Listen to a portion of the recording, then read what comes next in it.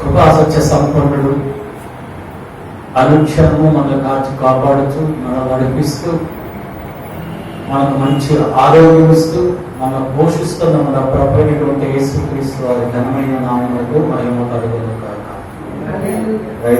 గట్టిగా చెప్పండి, హల్లెలూయా. ఇప్పుడు వచ్చిన మీ అందరికీ కూడా యేసుక్రీస్తు నామములో నా హృదయపూర్వక వందనాలు తెలియజేస్తున్నాను. దేవుని సంగమా, 9వ తారీఖు అంటే మొన్న ఆదివారం కాకుండా అంతకుముందు ఆదివారం తమ దేవుని నిరుగు వారు బలము కలిగి గొప్ప కార్యములు చేస్తారని పరిశుద్ధాత్మ దేవుడు మనతో మాట్లాడు. దానియేలు గ్రంథం 11:32 ద్వారా తమ దేవుని నిరుగు వారు బలము కలిగి గొప్ప కార్యములు చేస్తారు. దావీదు దేవుని ఎరిగి ఉన్నాడు కనుక గొలియాతుని చంపాడు, సంహరించగలిగాడు. అలానే అపోస్తలుడైన పౌలు ప్రభుని ఎరుగక ముందు నేను దూషకుణ్ణి, నేను హింసకుణ్ణి అన్నాడు.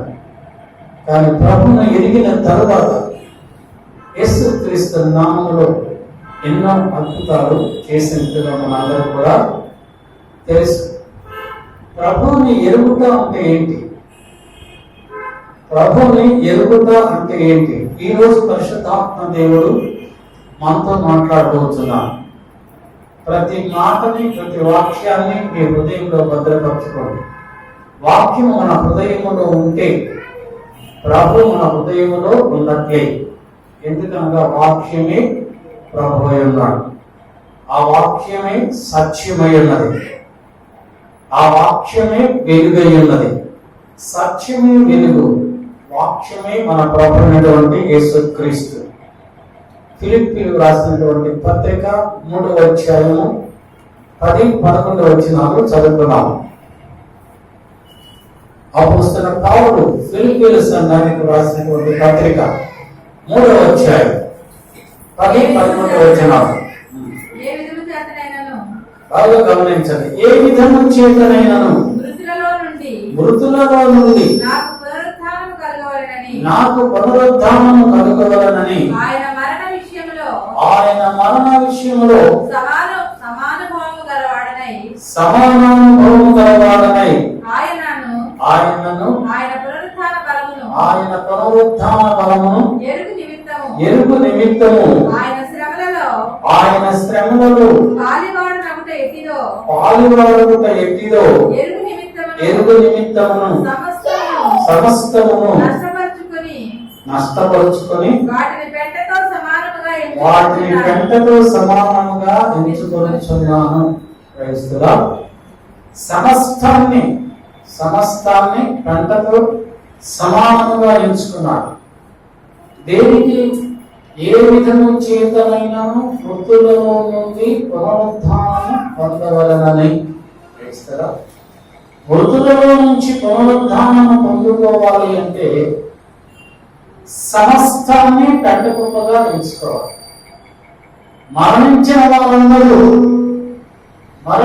వారందరూ అంటే మరణించి బ్రతికుండి యేసు ప్రభుని నమ్ముకొని రక్షణ పొందుకున్న వారందరూ మొదటి పునరుద్ధానంలో అంటే యేసు ప్రభు రెండవ రాకడలో ఎత్తబడరు. క్రైస్తరా, యేసు ప్రభు త్వరగా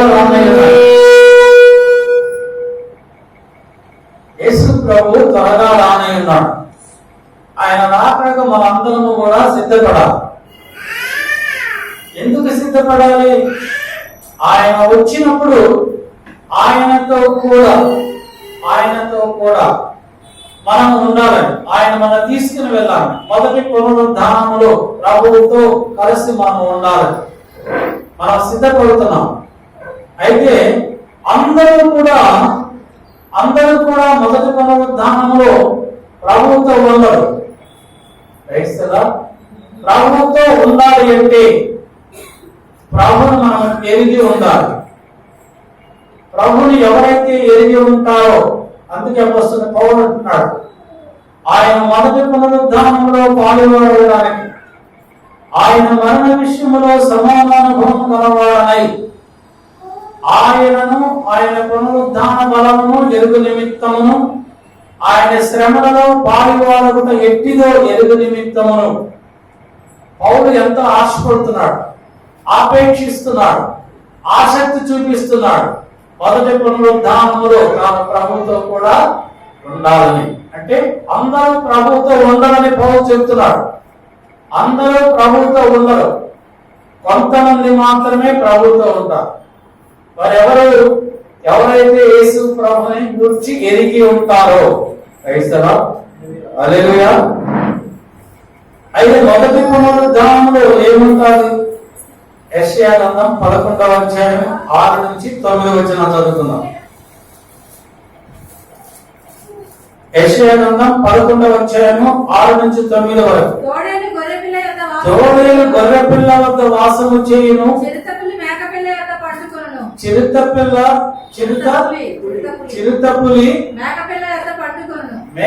యొద్ద పండుకొనును. తోడేలు పదమసింహమును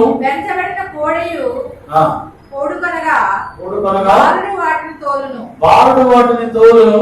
ఆవులు ఎలుగులు కూడి మేయును. వాటి పిల్లలు ఒక్క చోటనే పండుకొనును. ఎత్తు మేసినట్లు సింహము గడ్డి మేయును. పాలు పుడిచి పిల్ల నాగుపాము పుట్ట యొద్ద ఆటలాడును. ఈ మొదటి పునరుద్ధానంలో ఎత్తబడిన వారు యేసు ప్రభువుతో కలిసి 1000 సంవత్సరముల పరిపాలన చేస్తారు. 1000 సంవత్సరముల పరిపాలన చేస్తారు. ఆ 1000 సంవత్సరముల పరిపాలనలో ఇవన్నీ ఉంటాయి. సింహము ఎద్దుతో కలిసి మేత మేస్తారు. అక్కడ హింస ఉండదు, అక్కడ మరణము ఉండదు.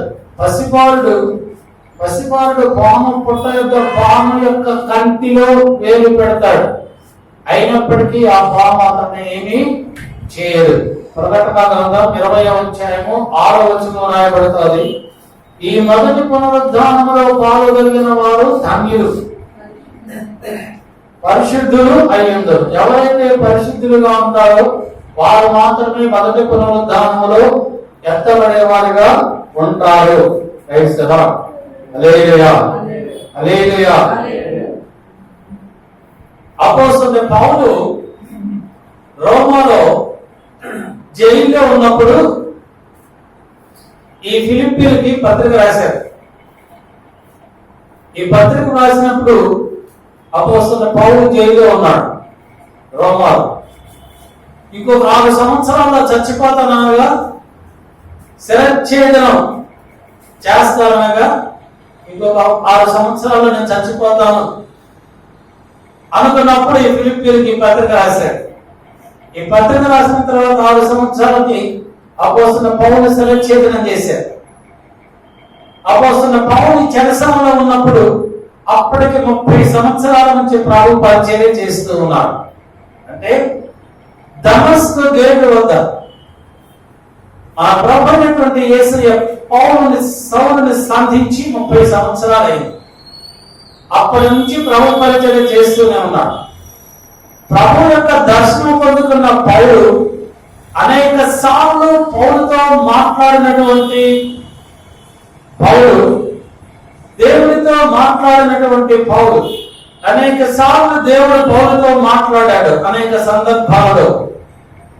ఈ పౌలు నిద్రించుచుండగా పరదేశికి వెళ్ళాడు, పరలోకంలోకి వెళ్ళి దేవుని చూసినటువంటి పౌలు. అయితే ఈ పౌలు అంటున్నాడు, ఇప్పుడు నేను మొదటి పునరుద్ధానంలో పాలు పొందాలి అంటే నేను ప్రభువుని ఎరిగి ఉండాలి. నేను మొదటి పునరుద్ధానంలో పాలు పొందాలనేటువంటి ఆసక్తి కలిగి ఉన్నాడు. అందుకే సమస్తాన్ని కూడా నష్టపరుచుకొని పెంటకుప్పగా ఎంచుకున్నాడు. అంటే మొదటి పునరుద్ధానంలో మనం లేపబడాలి అంటే యేసు ప్రభువుని గురించి నువ్వు సంపూర్ణంగా ఎరిగి ఉండాలి. నీ సమస్తాన్ని ఆయన కొరకు సమర్పించుకోవాలి. దేనికి అంటే ఆయన తెలుసుకున్నట కొరకు, ఆయన ఎరిగి ఉండుట కొరకు. మొదటి పునరుద్ధానంలో పాలు పొందేవారు ఎవరంటే మొట్టమొదటిగా ఆయనను ఎరిగిన వారు, 4 లక్షణాలు ఉన్నవారు, 4 మంచి గుణములు ఉన్నవారు మాత్రమే మొదటి పునరుద్ధానంలో ప్రభుతో కూడా ఉండగలరు. మొదటిగా ఆయన ఎరిగిన వారు, రెండవదిగా ప్రభు పునరుద్ధాన బలము గురించి ఎరిగిన వారు, మూడవ గుంపు ప్రభు శ్రమలలో పాలివారు ఎట్టిదో ఎరిగిన వారు, ప్రభు మరణ విషయంలో సమానానుభవం కలిగిన వారు. ఈ 4 మాత్రమే మొదటి పునరుద్ధానంలో ప్రభుతో ఎత్తబడేవారు. ఈ 4 మొట్టమొదటి దాని గురించి పరిశుద్ధాత్మ దేవుడు ఈ దినమున మనతో మాట్లాడబోతున్నారు. మొట్టమొదటిగా ప్రభువును ఎరిగి ఇండుట. ప్రభువును ఎరిగి ఇండుట. ఎరుగుట అంటే, ఎరుగుట అనగా గ్రీకు భాషలో జీనోస్కో అనగా వ్యక్తిగత అవగాహన. బాగా గమనించండి. ప్రభువును తెలుసుకోవడం అంటే వ్యక్తిగత అవగాహన ఉండాలి. అంటే ప్రభువుతో సన్నిహిత సంబంధం ఉండాలి, ప్రభువుతో సాన్నిహిత్యం ఉండాలి. బైబిల్లో రాయబడతారు, అపోస్తలుడైన యోహాను యేసు ప్రభు యొక్క రొమ్మును ఆనుకున్నవాడు. గమనించండి, యేసు ప్రభు యొక్క రొమ్మును ఆనుకున్నవాడు అంటే యేసు ప్రభువుతో సన్నిహిత సంబంధము కలిగిన వాడు. వారు మాత్రమే ప్రభువుని తెలుసుకోగలరు. భార్యాభర్తల మధ్య ఉన్నటువంటి సంబంధం, ఏ విధముగా భార్యాభర్తల మధ్య ఎటువంటి సంబంధం ఉంటారో అటువంటి సంబంధం క్రీస్తుతో ఉంటే, ప్రభువుతో ఎవరికైతే ఉంటారో వారు మాత్రమే ప్రభువు గురించి ఎరిగి ఉంటారు. బాగా గమనించండి, భార్యాభర్తలు ఎంత సన్నిహితంగా ఉంటారో అంత సన్నిహితంగా ప్రభువుతో ఉంటే ప్రభువును మనము సంపూర్ణంగా ఎరిగి ఉంటాము. మోషేతో దేవుడైనటువంటి యెహోవా చెప్తున్నాడు, దేవుణ్ణి ఎరిగి ఉండాలి అంటే దేవుడు ఎలాంటి వాడు అని. తర్వాత నిర్గమకాండం 34వ అధ్యాయము 6వ వచనంలో దేవుడైన యెహోవా మోషేతో మాట్లాడుతున్నాడు. మోషే అతని ఎదుట యెహోవా అతని దాటి వెలుచు, యెహోవా కనికరము, దయ, దీర్ఘశాంతము, విస్తారమైన కృపా సత్యములు గల దేవుడైన యెహోవా. మోషేతో ఏమంటున్నాడు యెహోవా? నేను ఎటువంటి వాడనంటే కనికరము, దయ, దీర్ఘశాంతము, విస్తారమైన సత్యము, విస్తారమైన కృప కలిగినటువంటి దేవుడను నేను. దేవుని యొక్క లక్షణాలు ఏంటి? 5 లక్షణాలు ఇక్కడ ఉన్నాయి.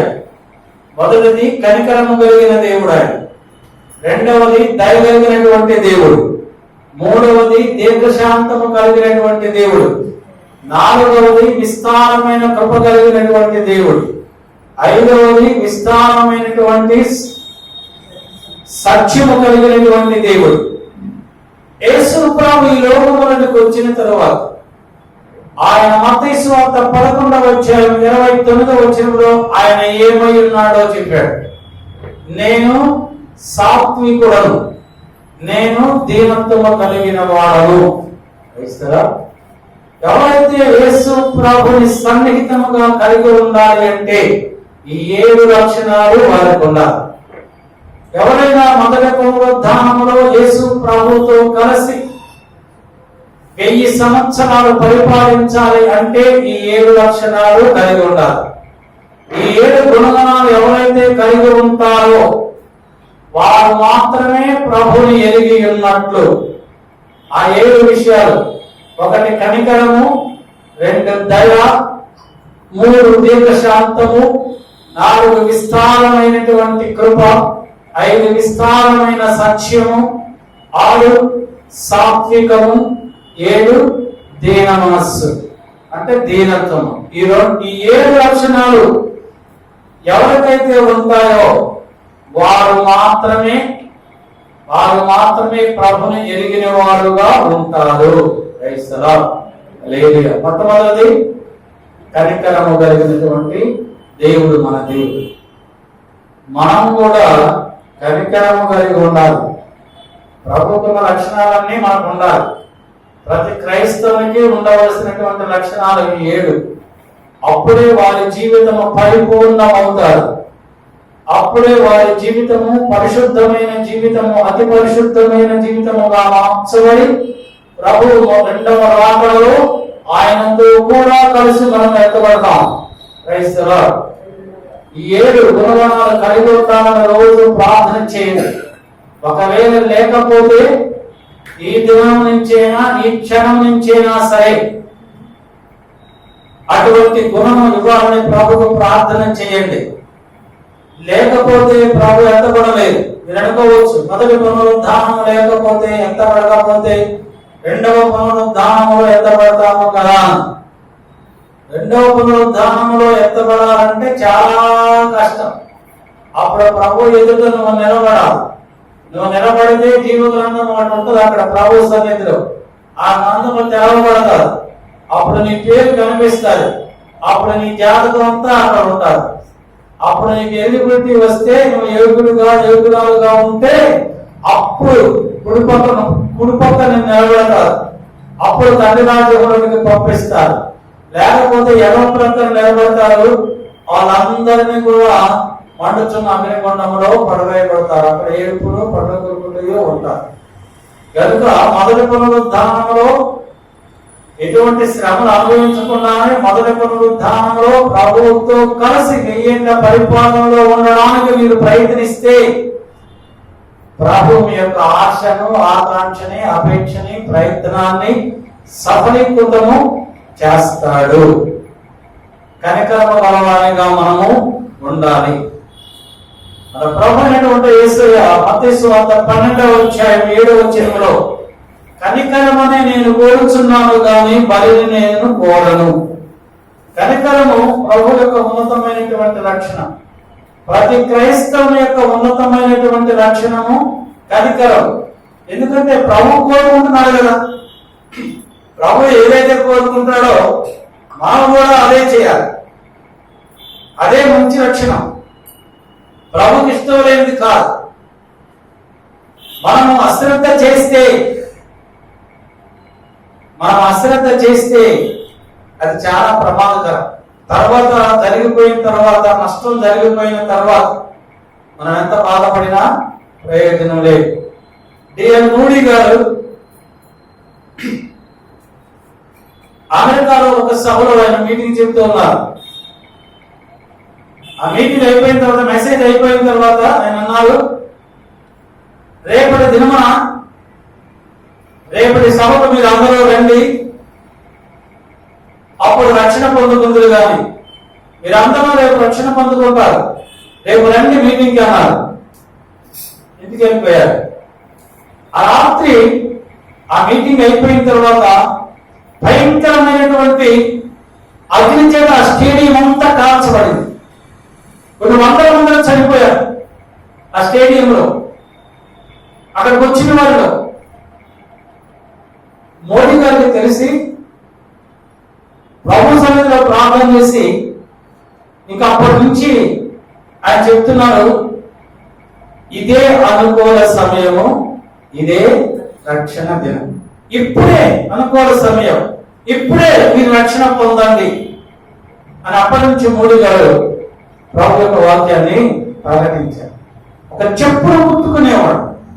మోడీ గారి జీవితము ఎంత దీనత్వం అంటే ఆయన దీన దశలో నుంచి చెప్పులు కుట్టుకునేవాడు. ప్లాట్ఫారం మీద చెప్పులు కుడుతూ ప్రభు పరిచయం చేశారు. ఆయనకు చదువుకోలేదు. ఒక యవనస్తుడు కొన్ని లక్షల మందిలో ఆయన వాక్యం ప్రకటిస్తుంటే బాగా చదువుకున్న ఒక ప్రొఫెసర్ గారు వచ్చి, ఏంటయ్య గారు మీరు వాక్యం చెప్తున్నారు, మీరు అసలు చదువుకున్నారా, ఈ మాటలు ఏంటి అలాగే ఉన్నాయి అని అడిగారు. అప్పుడు మోడీ గారు అన్నారు, నువ్వు బాగా చదువుకున్నావు, మంచి ప్రొఫెసర్, నువ్వు రా, వచ్చి మాట్లాడు. గమనించారా? బాగా చదువుకున్న వాళ్ళు ప్రొఫెసర్లు ప్రభుత్వం గురించి ప్రకటించడం, కానీ దేవుని యొక్క కృపను బట్టి ఏమి చదువుకోలేకపోయినా చెప్పులు కుట్టేవాడిని ఉన్నతమైనటువంటి స్థితిలో ఉంచేవాడు మన దేవుడు. రేపు కనికరం నేర్చుకున్నామని, ఎల్లుండి నేర్చుకున్నామని, ఇలా 7 లక్షల గురించి చెప్పారు కదా, పర్వాలేదు ప్రభు అప్పుడే రాబోయాడా ఏంటి, ఇంకా సమయం ఉంది కదా అని అనుకోకండి. ప్రభు నీతో మాట్లాడితే ఈ క్షణం నుంచే పరిశుద్ధాత్మ చెప్పిన ప్రతి మాట ప్రకారం జీవించాలని మీరు ఆశపడితే ఈ ఆశను ప్రభు తృప్తిపరుస్తారు. నేను కనికరమనే కోరుకుంటున్నాను, నేను బలిని కోరడం లేదు. మరి ఎటువంటి కనికరం నీకు నాకు ఉన్నదా? Praise the Lord. 2వ పేతురు రాసినటువంటి పత్రిక 3వ అధ్యాయం 9వ వచనంలో ఎవరు నశింపవాలని ఇచ్ఛయించక, చాలు, ఎవరు నశించిపోవడం దేవుడికి ఇష్టం లేదు. అందుకే కనికరం చూపించినవు. అతను ప్రమాదంలో ఉన్నాడు, అతను ఆకలి దెబ్బతిలో ఉన్నాడు, అతను చనిపోయేటువంటి పరిస్థితిలో ఉన్నాడు. అప్పుడు కనికరం చూపించాలి. ఎందుకు? అతను నశించిపోవుట దేవుని చిత్తము కాదు. దేవుని చిత్తాన్ని నువ్వు నెరవేర్చాలంటే అతని మీద నువ్వు కనికరము చూపించాలి. Praise the Lord. దేవుడు కనికరపడేటువంటి దేవుడు మన దేవుడు.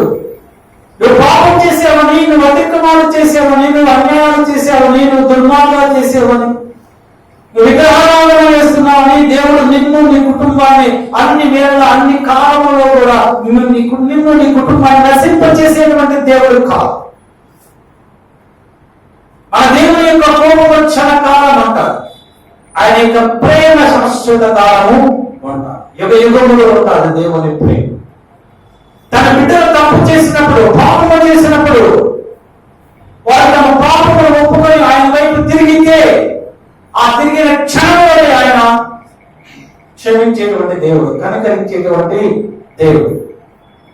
మోషే గ్రంథం 11వ అధ్యాయం 8, 9 వచనాల్లో రాయబడతారు. దేవుని ఎఫ్రాయిము సంతతి వారు ఎన్నో పాపాలు చేశారు, ప్రభువుకు వ్యతిరేకంగా ఎన్నో పాపాలు చేశారు. అయినప్పటికీ నీ ప్రభు అంటున్నాడు, నేను ఎఫ్రాయిముని లయపరచను. Praise the lord. నేను మరలా ఎఫ్రాయిముని లయపరచను.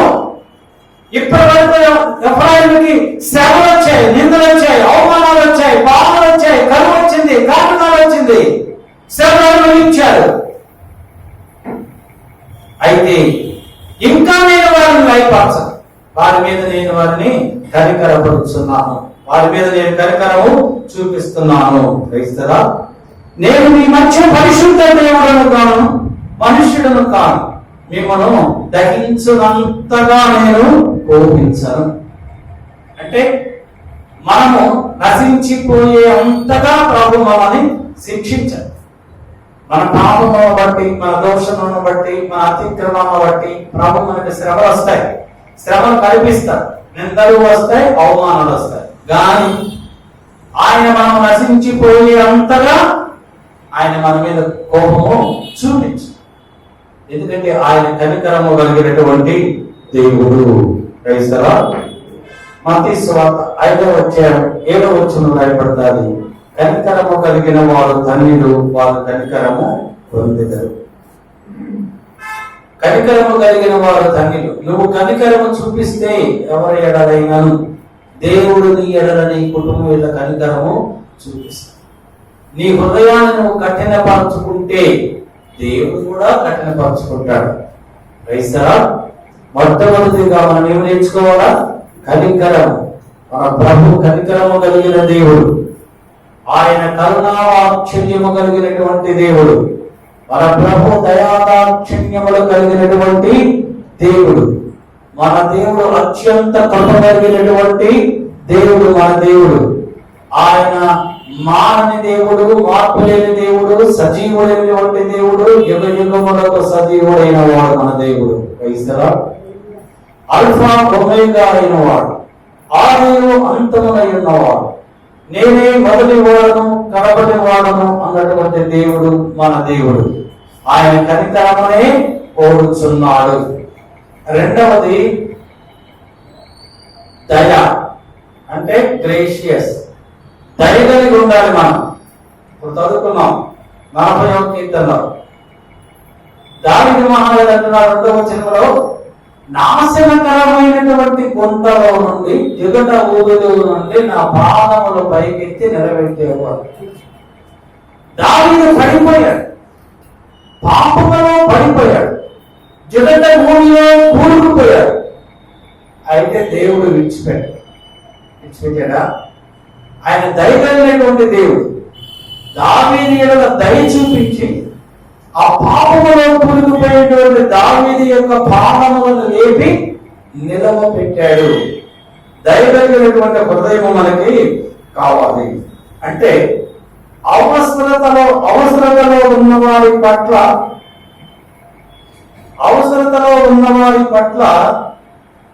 మనం మంచితనము కలిగి ఉండాలి. దయ అంటే తక్కువ స్థితిలో ఉన్నవారి పట్ల చూపించేటువంటి శ్రద్ధ. కరెక్ట్. తక్కువ స్థితిలో ఉన్నవారి పట్ల మనం చూపించేటువంటి శ్రద్ధ, అదే దయ. అంటే తక్కువ స్థితిలో ఉన్న వారి పట్ల మనం దయ చూపించాలి. అంటే మన సహాయం వారికి చేయాలి. మన ప్రభు కూడా ఆ దావీదు పక్షముగా దీనమైనటువంటి స్థితిలో ఉన్నటువంటి దావీదు యొక్క దయ చూపించి, ఆ మరణఛాయలో ఉన్నటువంటి దావీదు యొక్క దయ చూపించి దావీదు పాదముల బండ మీద నిలవబెట్టెను. క్రైస్తవా? హల్లెలూయా. లోకాసు వార్త 4:22 కూడా యేసు ప్రభు యొక్క ఆ దైవ మాటలు విని అనేక మంది ఆశ్చర్యపడ్డారు. మనం మాట్లాడేటువంటి ప్రతి మాట కూడా కృపాసహితముగా ఉండాలి. అంటే దయగలిగిన మాటగా ఉండాలి. ఆ మాటలు విని అన్యులు ఆశ్చర్యపడాలి. క్రైస్తవా? మన దేవుడు దయగలిగినటువంటి దేవుడు కనుక మనము కూడా దీనుడు ఎడల దయగలిగి ఉండాలి. మూడవదిగా దీర్ఘశాంతము. హెబ్రీ భాషలో పడవైనటువంటి ముక్కు కలిగిన వారు దీర్ఘశాంతము కలిగి ఉంటారట. వారు హెబ్రీ భాషలో రాయబడుతుంది. ఎవరైతే ముక్కు పొడవుగా ఉంటారో వారికి కోపము తక్కువగా ఉంటుంది. ముక్కు కొంచెముగా ఉన్న వారికి, అంటే షార్ట్ ముక్కు ఉన్న వారికి షార్ట్ టెంపర్ ఉంటుంది, కోపం ఉంటుంది. ఎందుకంటే హెబ్రీ భాషలో ఉన్నదే చెప్తున్నాను నేను.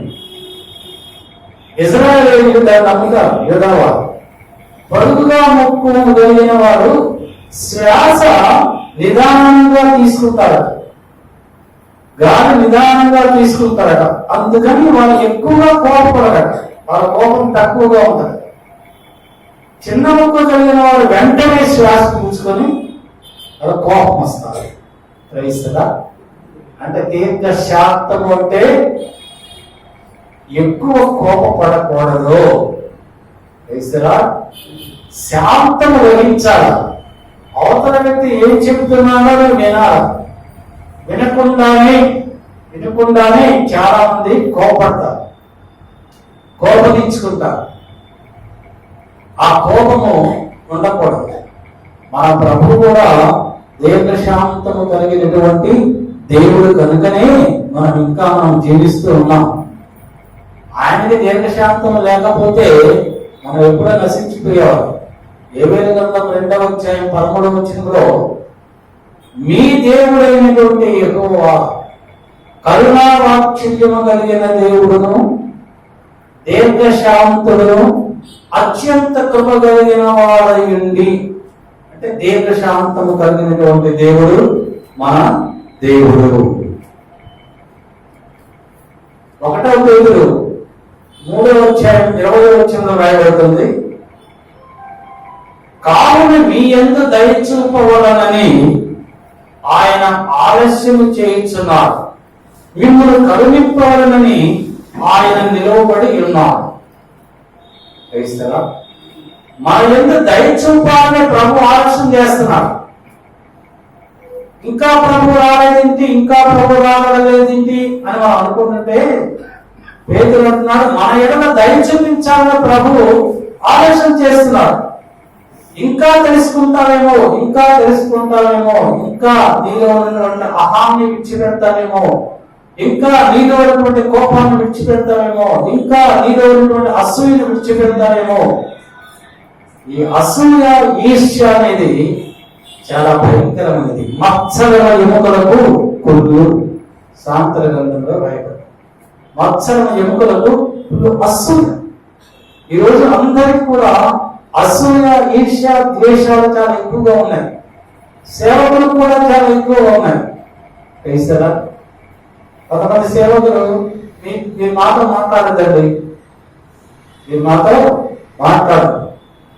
ఒక సేవకుడు ఇంకో సేవకుడితో మాట్లాడుతున్నాడు, మీరు మా కొరకు ప్రార్థన చేయండి, నేను మీ కొరకు ప్రార్థన చేయండి. ఈ మందిరం నాది, ఈ మందిరంలోకి మీరు రావద్దు. ఈ మందిరం ఎవరిది? మన దేవుడిలోకి ఎవరైనా రావచ్చు, ఎవరైనా ప్రార్థన తీసుకోవచ్చు, ఎవరైనా. ఈ ఈర్ష్య, అసూయ, ద్వేషములు ఉన్నవారు ఈ విధంగా మాట్లాడతారు. అలా మాట్లాడకూడదు. సమస్తము ప్రభువుదే. నీకెందుకు కోపం? ప్రభువే దీర్ఘశాంతం చూపిస్తూ ఉన్నాడు. వారు గమనించండి, మనకి తెలుసు. దేవుడు నోవాహుతో చెప్పాడు, నీవు నీ కుటుంబం ఒక ఓడను సిద్ధపరచుకోండి, ఆ ఓడలో మీరు ఉండండి, జలప్రలయం వస్తారు, అందరూ చనిపోతారు, మీరు మీ కుటుంబం మాత్రమే రక్షింపబడతారని చెప్పాడు. నోవాహు ఆ పట్టణంలో ఉన్నటువంటి, ఆ దేశంలో కానీ, ఆ పట్టణంలో కానీ, ఆ ప్రాంతంలో ఉన్న వారందరికీ చెప్పాడు. అందరికీ సువార్త ప్రకటింపబడింది. గమనించి అందరికీ సువార్త ప్రకటింపబడింది. వారందరూ విన్నారు, కానీ వారందరూ నమ్మలేదు. ప్రభు చెప్పిన మాట నమ్మలేదు. వారి పాపములను విడిచిపెట్టలేదు. నోవాహు చెప్తున్నారు, మీ పాపములను విడిచిపెట్టండి, దేవుడు మిమ్మల్ని నాశనం చేయాలనుకుంటున్నాడు. ఇదిగో ఆకాశం తెరవబడతాడు, జలప్రలయం వస్తాడు. ఈ ఓడ అందుకే మమ్మల్ని తయారు చేసుకోమన్నాడు దేవుడు. ఈ ఓడ అందుకే నిర్మించబడుతుంది అని అందరికీ చెప్పాడు. ఎన్నోసార్లు చెప్పాడు. వారందరూ అంటున్నారు, ఇటు పిచ్చాడు, ఇటు పిచ్చాడు, ఇటు వెరివాడు, ఇది వెరితనము, వెరిపట్టింది వీడికి. ఆకాశం తెరవబడటం ఏంటి, వర్షం పడవడం ఏంటి, జలప్రలయం రావడం ఏంటి? ఎందుకంటే జలప్రలయం వచ్చే వరకు కూడా వారి జీవితంలో ఎప్పుడు కూడా ఆకాశం నుంచి వర్షం పట్టవచ్చు అని. అప్పట్లో వర్షం కురిసేది కాదు. భూమిలో నుంచి తేమ పైకి వచ్చి పంటలు పండే కనుక వారికి వర్షం అంటే తెలియదు. ఎప్పుడు విననటువంటి మాటలు వారు విన్నప్పుడు వారికి ఆశ్చర్యకరంగా ఉంది. నోవాహును పిచ్చివాడిగా, వెర్రివాడిగా చూశారు, కానీ దేవుని యొక్క మాటను వారు నమ్మలేదు, విశ్వసించలేదు. ఆ ఓడ చేయటానికి నోవాహుకి 120 సంవత్సరాలు పట్టింది. గమనించండి, 120 సంవత్సరాలు పట్టింది ఓడను తయారు చేయటానికి. అంటే 120 సంవత్సరాలు సువార్త ప్రకటిస్తూనే ఉన్నాడు నోవాహు. కానీ ఆ ప్రజలు వారి హృదయములను మార్చుకోలేదు. కఠినమైనటువంటి వారి హృదయములు మార్పు పొందలేదు. వారు ప్రభు యొక్క మాట యందు విశ్వాసము ఉంచలేదు. 120 సంవత్సరాలు దేవుని యొక్క మాటలు సువార్త ప్రకటిస్తున్నప్పటికీ వారి హృదయంలో ప్రభు వైపు తిరగలేదు. ప్రభు ఎంత దీర్ఘశాంతము వహించారు గమనించండి. దీర్ఘశాంతము అంటే అది. ప్రభు వేచి ఉన్నాడు. 120 సంవత్సరాలు చెప్పిన ఈ ప్రజలు ఆ మాట వినలేదు. కానీ నీనివే పట్టణ ప్రజలతోటి ఆ యోనా ప్రవక్త ద్వారా ప్రభువు చెప్పాడు, ఏమై, ఇంకా 40 దినాల్లో నేను ఈ పట్టణాన్ని నాశనం చేస్తాను, మీరు చెప్పు అన్నాడు. యోనా చెప్పాడు. 400 జంక్షన్లు చెప్పాడు, నీనివే ప్రజలారా, ఇంకో 40 రోజులలో ఈ పట్టణంలో ఉన్న ప్రజలందరూ, పశువులు, అన్ని సమస్త జీవులు నశించిపోతాయి, దేవుడు చంపేస్తా ఉన్నాడు అని ప్రకటించాడు. అప్పుడు నీవే ప్రజలు ఏం చేశారు? ఆ మాటని విన్న వెంటనే వారి హృదయంలో భయం కలిగింది. అయ్యో, ఇప్పుడు వరకు మేము పాపము చేస్తూ ఉన్నాము, పాపములో జీవిస్తున్నాము, మా యొక్క పాపముల వలన దేవుడు మమ్మల్ని చంపివేస్తామంటున్నాడు. ఇప్పుడు ఈ పాపములు ఒప్పుకొని మానేద్దాం అని పాపములను ఒప్పుకొని మానేశారు. గోడకు చదువుకున్నారు, తల మీద గోడ పెట్ట పట్టుకున్నారు, ప్రభు సన్నిధిలో కన్నీటితో ప్రార్థన చేస్తున్నారు. ఆ విషయం రాజుగారికి తెలిసింది. రాజుగారు కూడా వెంటనే తన బట్టలు తీసివేసి గోడను పంట కట్టుకొని ప్రభు సన్నిధిలో మోకరించి ప్రార్థన చేసి కన్నీరు కారుస్తూ తన మీద గోడల కోసమని ప్రార్థన చేశాడు.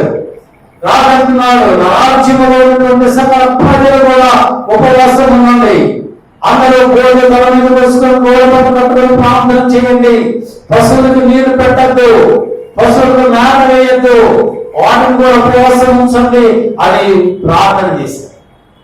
వెంటనే దేవుడు ఏం చేశారు? వాళ్ళ పాపాలని ఒప్పుకున్నారు. వాళ్ళు ఎప్పుడైతే ఒప్పుకున్నారో దేవుడు వారి పాపాలని క్షమించేసి తాను చేసినటువంటి కీడిని వారి ఎలా చేయలేదు. వారికి మరణ సంభవించరా, అందరినీ కాపాడాడు.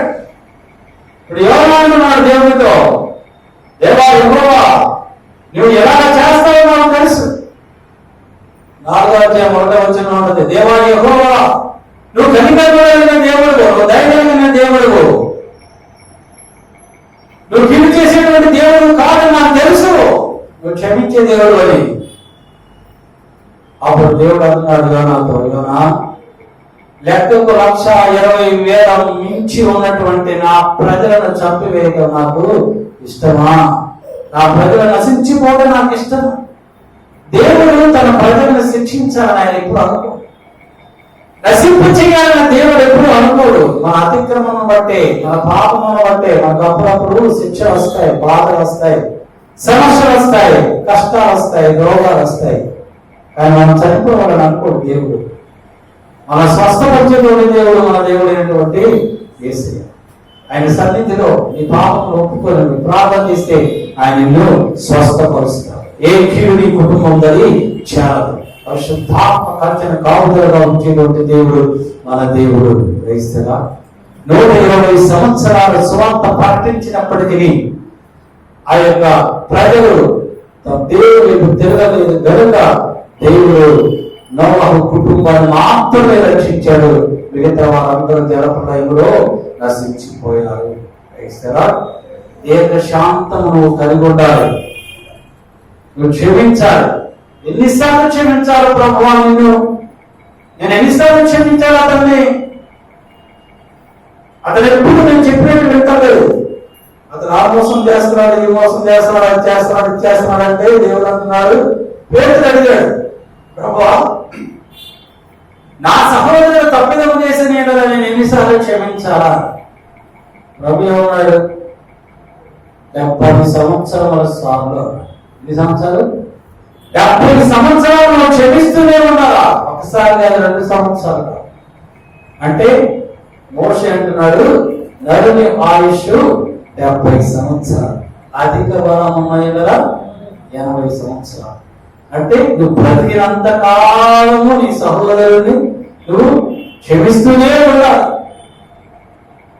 అంతేగాని ఎన్నిసార్లు చెప్పాలి, ఎన్నిసార్లు క్షమించాలి అని విసుక్కోకూడదు.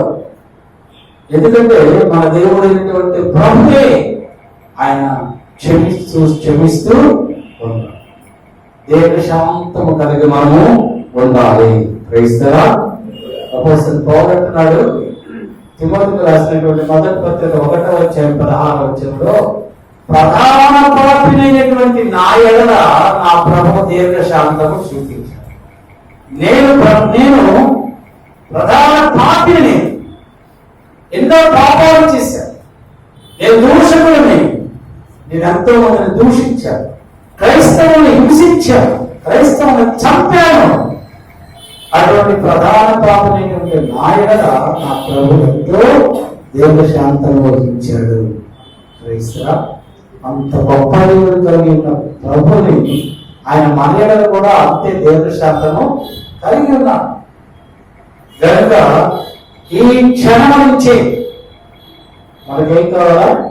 దీర్ఘశాంతం మనకి కావాలి. మొదటిదిగా కనికరం కలిగి ఉండాలి మనము, రెండవదిగా దయ కలిగి ఉండాలి, మూడవదిగా దీర్ఘశాంతం కలిగి ఉండాలి, నాలుగవదిగా విస్తారమైనటువంటి కృప. ఈ కృప చాలా ప్రాముఖ్యమైనది. కృప అంటే ద్వితీయోపదేశకాండ 15:8 రాయబడ్డది.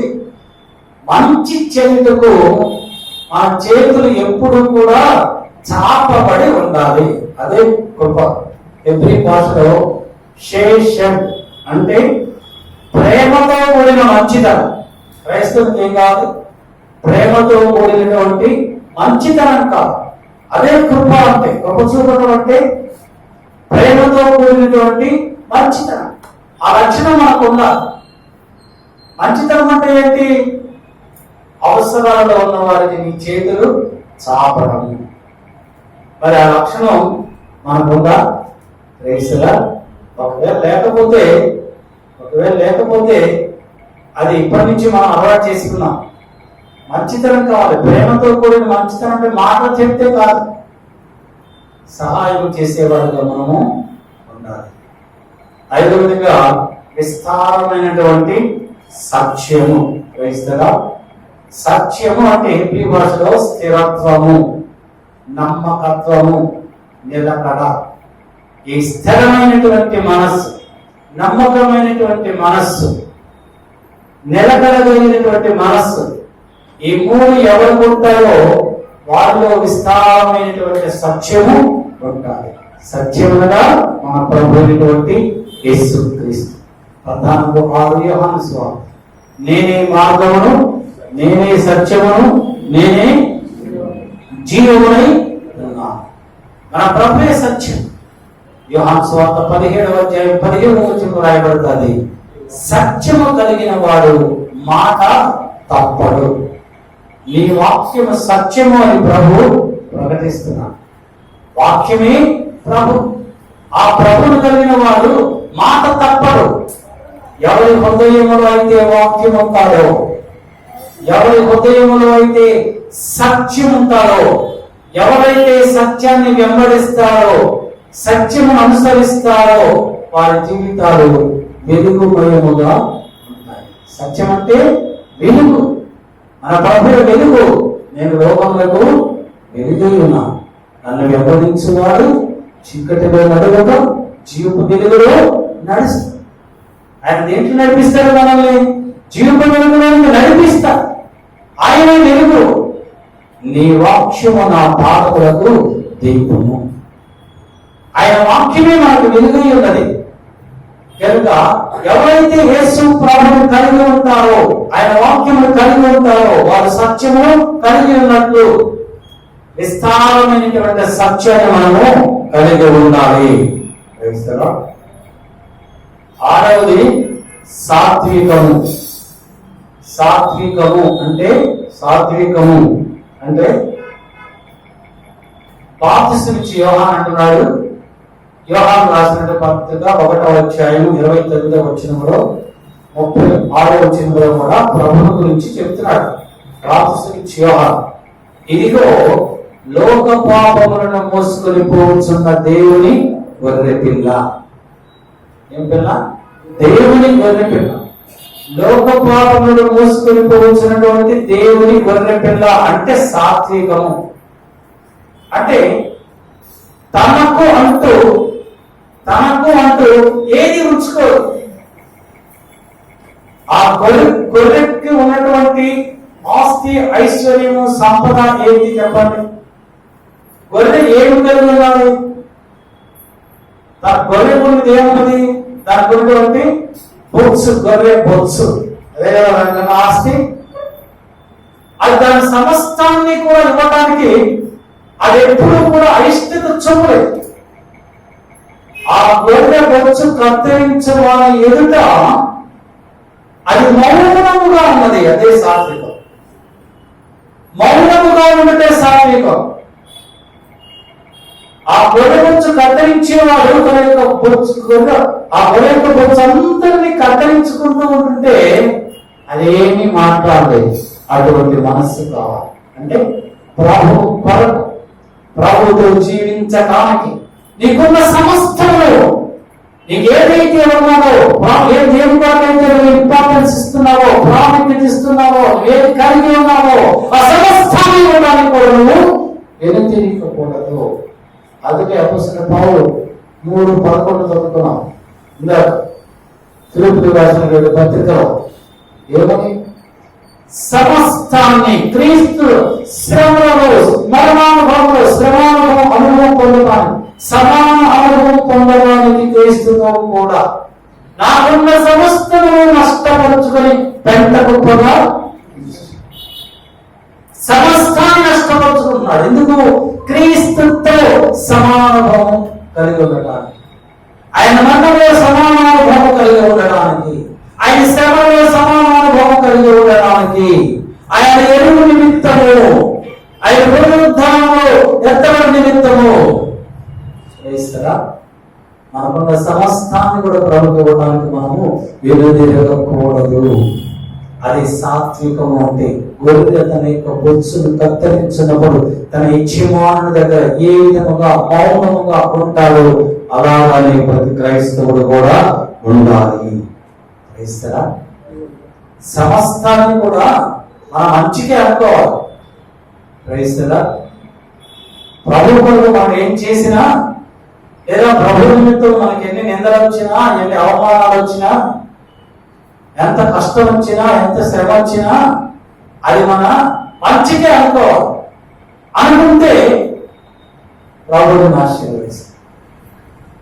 అనుకోకుండా నేనెందుకు అలాగా ఉండాలి, నేనెందుకు ఇలాగా ఉండాలి అంటే, యజమాని దగ్గర దాసుడు ఏ విధంగా ఉంటాడో, యజమాని దగ్గర దాసుడు ఏ విధంగా ఉంటాడు, ఏ విధంగా ఉంటాడు. అయ్యగారండి కూతురు తేవమంటే ఆ దాసుడు వెళ్ళి మంచిగా తీసుకొస్తాడా? అయ్యగారు చెప్పారు, వెళ్ళి బ్రూ కాఫీ తీసుకురా. ఏం తీసుకొస్తారు? బ్రూ కాఫీ తీసుకొస్తారు కదా. నాకు బ్రూ కాఫీ అంటే ఇష్టం లేదు, నాకు టీ అంటే ఇష్టమైన టీ తీసుకొస్తారా అంటే, సాత్విక మనస్సు కలిగిన వారు ఎలాగ ఉంటారంటే, దేవుడు ఏది చెబితే అదే చేస్తారు, యజమాని ఏది చెబితే అదే చేస్తారు. యేసు ప్రభువు ఏం చేశాడు? తండ్రి ఏది చెప్పాడో అదే చేశాడు. అపోస్తలుడు పేతురు అంటున్నాడు, పేతురు రాసిన మొదటి పత్రిక 2వ అధ్యాయం 23వ వచనములో, ప్రభువు ఆయన దూషింపబడి మొదలు దూషింపబడి, ఆయన శ్రమ పెట్టబడి బెదిరింపలేదు, న్యాయముగా తీర్పు తీర్చు దేవునికే తనగా అప్పగించుకో. ఆయన తల మీద ముళ్ళ కిరీటము పెట్టి, సిలువను భుజం మీద పెట్టి, ఆ యెరూషలేము వీధులలో ఆయన ఆ శిలువను మోసుకొని వెళ్తున్నప్పుడు, కొరడాలతో ఆయన కొట్టినప్పుడు ఆయన మౌనముగానే ఉన్నాడు. ఆయన మొగుల మీద ఉమ్మి వేసినప్పుడు ఆయన మౌనముగానే ఉన్నాడు. ఆయన రక్తము ఆయన వీపు నుంచి, శరీరం నుంచి మాంసపు గడ్డల రక్తములో ఆ యొక్క యెరూషలేము వీధులలో రక్తము పాల్చున్నప్పుడు ఆయన మౌనముగానే ఉన్నాడు. ఆయన ఏ పాపము చేయలేదు. యోహాను సువార్త 8:46లో నాలో పాపము ఉన్నదని మీలో ఎవరు స్థాపించగలడన్న దేవుడు ఆయన ఏ పాపము చేయని వాడు ఆయన మీద పాప బాణమును మోపి ఆయన హింసిస్తూ ఉన్నప్పుడు, దూషిస్తూ ఉన్నప్పుడు, ఆయన కొడుతూ ఉన్నప్పుడు ఆయన ఏమీ మాట్లాడు, మౌనముగా ఉన్నాడు. బొచ్చు కత్తిరించు వాని దగ్గర ఏ విధముగా మౌనముగా ఉంటాడో అలా మౌనముగా ఉన్నాడు. అదే సాత్వికము. క్రైస్తవ ప్రతి క్రైస్తవుడు కూడా ఇటువంటి మనస్సు కలిగి ఉండాలి. చివరిగా 7వది దీనత్వము. అంటే హంబుల్నెస్. దీనత్వం ఉండాలి. మనము తగ్గించుకోవాలి. తగ్గించుకున్న వాడు హెచ్చింపబడతారు. హెచ్చించుకున్నవాడు తగ్గించబడతాడు. మన ప్రభుత్వం యేసయ్య ఆయన దీనిలో ఈ లోకంలోకి వచ్చాడు. ఎలా వచ్చాడు? మహిమగల సింహాసనం మీద తండ్రి కుడిపార్శ్వమున మహిమగల సింహాసనాసీనుడై కెరూబు శరూబుల చేత పరిశుద్ధుడు పరిశుద్ధుడు పరిశుద్ధుడు మహాపరిశుద్ధుడు నిత్యము స్తుతింపబడుతున్నటువంటి దేవాది దేవుడైనటువంటి యేసు ప్రభువు తండ్రి యొక్క చిత్తము నెరవేర్చడానికి ఆయన దీనుడై తన ప్రజల యొక్క పాపమును భరించడానికి దీని మనస్సుతో దీనుడై దాసుని స్వరూపము ధరించి లోకములోనికి వచ్చెను.